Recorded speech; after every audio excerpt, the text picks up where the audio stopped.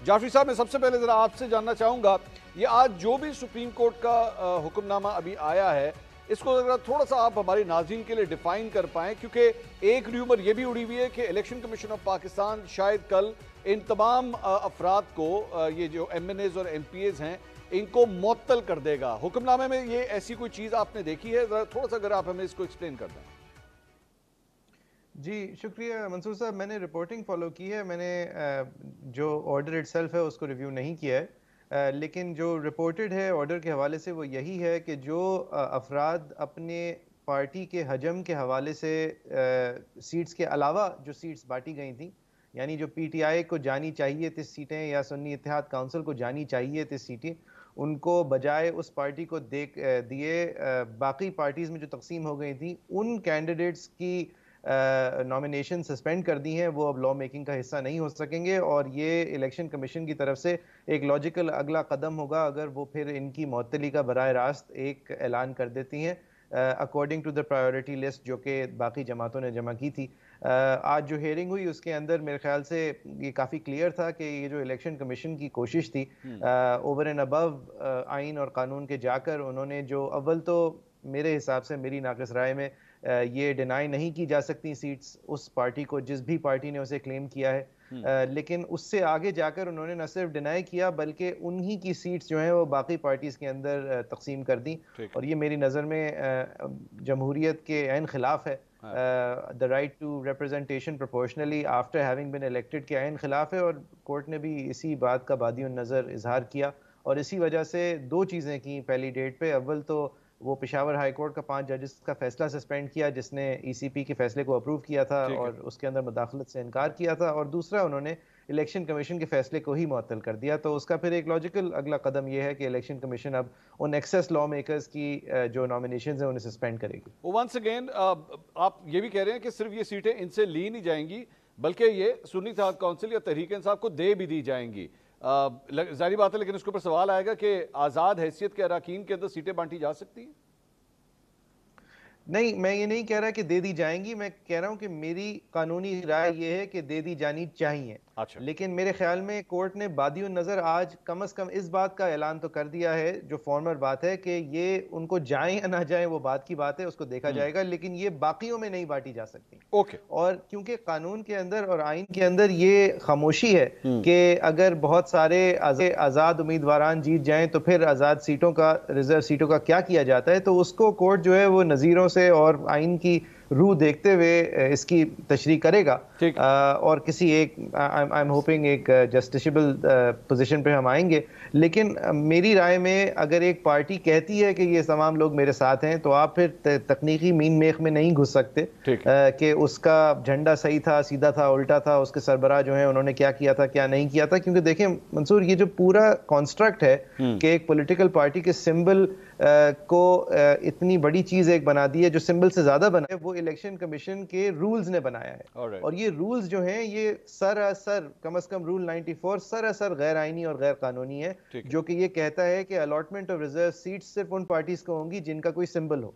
हालांकि जब कोर्ट के अंदर PTI के सिंबल के हवाले से आर्ग्यूमेंट्स हो रही थी तो कोर्ट के सामने ये बात रखी गई थी कि ये सिर्फ सिंबल, ये सिर्फ एक इंतखाबी निशान की बात नहीं है, इसके दूररख्स नताइज भी हैं। तो फिर कोर्ट ने ये इंदिया दिया था कि उनको फिर जब उनके हवाले से चैलेंज सामने आएगा तो हम उनको देख लेंगे, और वो इसीलिए कहा था इसलिए कि ये पेटेंटली इलीगल रूल है, रूल 94 जो है कम से कम, और जो section 215 of the election act के अंदर पार्टी के जाफरी साहब, let me come back. Azma साहिबा, हालात बदल गए, जज्बात बदल गए, सब कुछ बदल गया। आप लोगों ने तो कुछ और प्लान किया हुआ था, ना 2/3 रही, अब ये क्या हो गया बैठे बिठाए?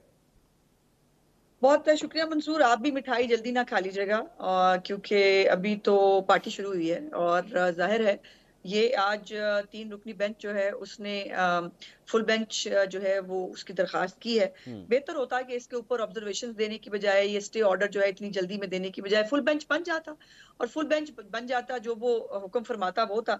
लेकिन मुझे हैरत हुई है कि अभी जो मैंने गुफ्तगू सुनी है कि ये झंडा सीधा है, फलाना ऐसा, ऐसी तो बात है नहीं थी ना।